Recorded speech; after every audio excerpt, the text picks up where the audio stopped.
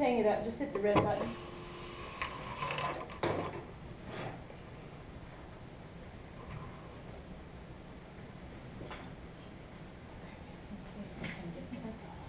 Susan, can you hear me? I can hear you. Now you just need to click your camera and we'll be able to see. And when you click your camera, it'll say start my video. Okay. How's that? Beautiful. You did it. So we can see you and you guys can see Nick and Michelle. And I'm going to move our table a little bit so that you'll see me. I'm going to sit on the other side of Michelle there. And then we can do introductions maybe. So I'm Susan Hughes, I'm right over here. I'm Susan Hughes and I am the branch manager for Eastern Region. And I'm Michelle Archer, book rehab counselor. And I'm Nicholas Lark. Did you hear Nick okay? Yes, I can hear you. Can you hear me okay? Yes. I'm far away. Okay. Now we can't see anybody except you, but I didn't hear your name. Are you Matthew? Oh yeah, sorry, I'm Matthew Denny. I'm the town attorney. Nice to meet you, Matthew. I'm Mindy. Can't take programs. Have on my hand. And hi, Nick. I'm Sue Hart. I'm the program technician for Eastern Oregon. Okay, I think Nick has, do you have a recording device set up today, Nick? Do you want to explain what you've got set up in the meeting? Oh, I have my GoPro camera that I've had with me throughout the year set up. So, I guess before we start, Nick, I want to clarify what you want to cover today and what VR needs to cover today. So, do you want to start? Okay. Well, so where VR is at in the process of Nick is we're still working with Nick to try and develop a vocational goal that we can all agree on. We have run into a couple of different barriers along the way. And the big issue has really been that Nick is interested in relocating to the Portland area. And so we have spent some time looking at those issues, and we did try to connect with HUD before this meeting to just confirm where you're at in process with that. And I'm wondering if you want to give us an update on that, Nick, because I just talked to Di Larson this morning, and she actually said you're about halfway through the process of starting the transfer of that voucher, so I'm wondering if our situation has actually maybe changed a little bit today. You want to give us an update on housing? I put in the 30-day notice. Okay. You put in the 30-day notice where you're currently living here? Mm-hmm. Okay. Yeah. From what I understand, the move-up date for the 2nd of September. Oh, I'm sorry, Matthew, we didn't quite understand you. I'm going to scoot you a little bit closer to us so we can hear you better. Okay, or I can move. Yeah, would it be better if I move closer? Well, by us moving you, the speakers are going to be closer to where we're at, so it's just my strength thing. Okay.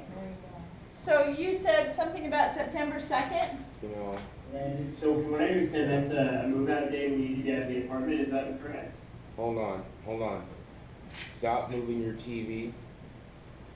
Because when you move your TV, it moves your camera, and then everybody is no longer in the camera. It's just a wall with Yeah.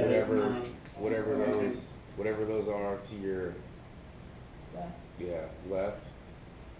Whatever's going on your left. So Sue, can you kind of reposition the camera to the center of the room?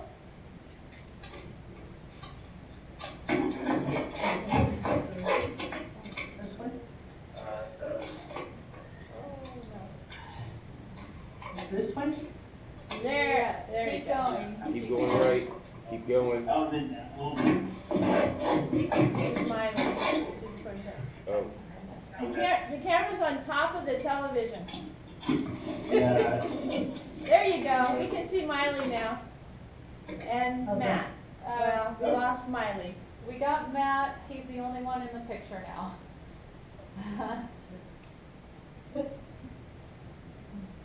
Okay, All right. So I was asking if you had a move out date already, on September 2nd, or is there a certain day when you're gonna be out of your current place? It's about September 8th. It's either September 8th or September 6th. I don't know when they're gonna show up and do their final inspection. I just had my pre-inspection. so that really changes sort of our planning for you. Are you leaving the area, Nick? Is that your intention? Do you know what the attention, is due to? I do know that you feel targeted in this community and don't like living in Eastern Oregon. I am aware of that, And what else? I'm beyond that, I'm not sure. Well, from what I understand, the reason for moving is to pursue home care opportunities in the Portland area, as well as trainings that you're taking in the Portland area, right? Right, and you've read the training newsletter, which pretty much, Susan read it. And she read it back when I first got the newsletter, all the way back in March, which clearly states that the only way I can actually be hired is I have to take, X amount of classes to actually be referred through the registry. And, I mean, I could have actually been working by now. And even with classes, the few that do happen nearby, I could have been in planning a long time ago. I mean, I should have had a plan so long ago that when I took the class in December and was talking in January about how I took this home care orientation and passed a criminal, and might be passing a criminal background check at any given time, that I should have been, put in the plan. And as far as, any further eligibility, that upon needing to go as far as to get the file to why I have Social Security disability, which shows that I've been to CHD already, and Social Security disability holds current paperwork. So as to why there would be any further, those were games.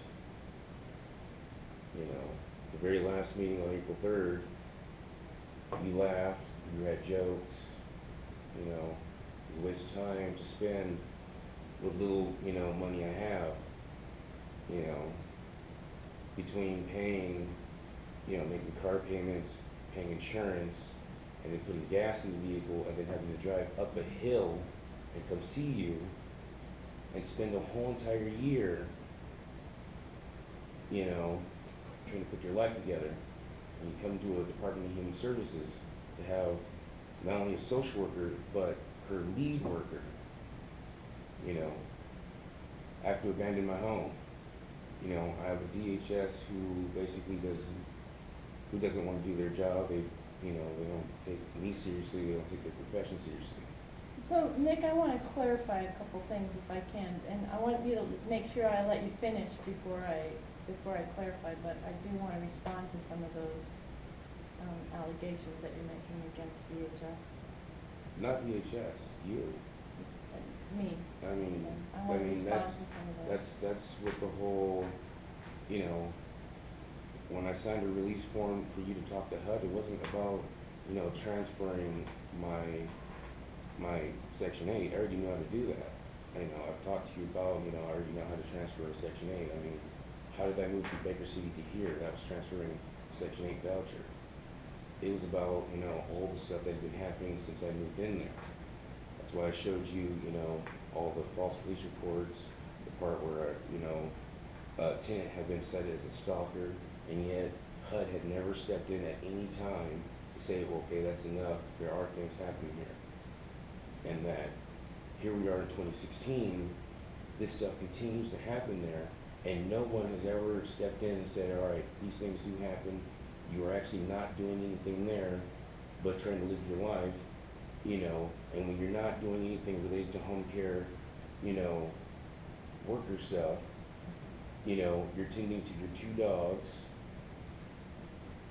and you're trying to keep yourself, you know, either entertained or focused, or in some kind of non-stressful like mood, which is called peace. But then you have 2 workers who, you know, towards the tail end of every meeting, start trying to make fun of, you know, said, you know, stress. It's called goading, by the way, which adds to that stress. I'm sorry you feel that way, but. I mean, you And know, we will make sure that I we mean, change seriously, that. you know, you hear it, you're sorry, and yet it's the end of August. So let me clarify a couple things if I can.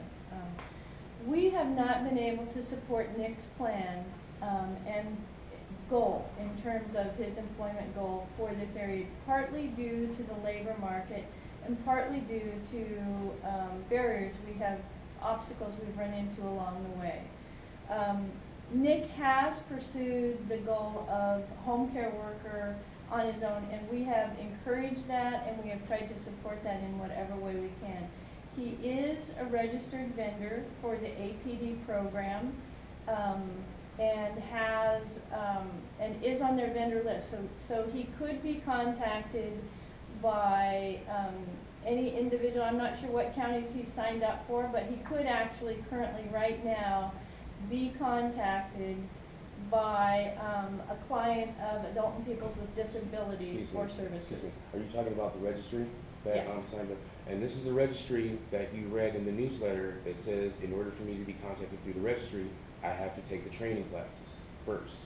Yes, you need the additional training classes before you can be on the registry. Yeah, before you can be contacted through that registry. So in order for what she's talking about, those are the classes, you have to take the classes before what she's talking about can actually happen. So even though I have a provider number, I have to take the classes before what she's talking about can even happen. So, and this is, you know, what I've said to her, she's read this, she's understood this, and yet she's, you know, you can be contacted anytime. No, I can't. It says it right here. In order for you to even be contacted through the registry, you have to actually take these classes. And every 2 years, you know, there are these 4 classes that they specifically want you to take, where one of these classes counts as 2 classes. You know, and it says it quite clearly in every single training manual that is handed out by the DHS at every one of their orientations for not only home care work, but for person support work. You know. So Matthew, let me back up a little bit and talk a little bit about Nick's eligibility and what made him eligible for our program. So individuals are eligible for our program based on their disability. And when Nick originally came to us, there were a couple of areas that we attempted to make him eligible for services on. And those included mobility issues in terms of back problems and problems with arthritis and problems with his knee that he continually experiences. So he describes his disabilities as related to, you know, not being able to stand for long periods of time, not being able to lift heavy issues, if I'm remembering correctly. And then we also had Nick eligible based on the trauma that he experienced in Baker County. And Nick was the victim of what appears to be a racially motivated crime in Baker City about 11 years ago, 9 years ago. I'm not sure how long ago that was, but it's been some time in his past. But there continues to be some, It was about 5 years ago. 5 years ago, some trauma still that's real apparent with, for Nick related to that event. Nick, however, refuses to seek sort of mental health services for that, and yet it really does impact his ability to trust us when he comes in to get services, or to feel confident when he's interacting with most individuals in Eastern Oregon. Because our population is primarily 90% white, it's just a challenge. And because of those issues, so we removed, so let me back up and say Nick very adamantly, when he first started services with us, wanted his psychological evaluation to be removed from the medical record, and he told us that he did not participate in the psychological evaluation that we have in the file when we started. And in an effort to try and see if we could help Nick, we sort of stepped back and said, okay, let's back up. Let's relook at this eligibility. If you're saying you didn't do this, let's start over and start with a fresh assessment. All right, Nick has hold not on. been willing, Hold okay, let on, me finish, hold Nick, on. and then I'll turn it back over to you and let Hold you on. clarify. Hold on. But Before Nick you has, go too far, because I have what you're talking about, I have it all in the car, I actually have the entire file.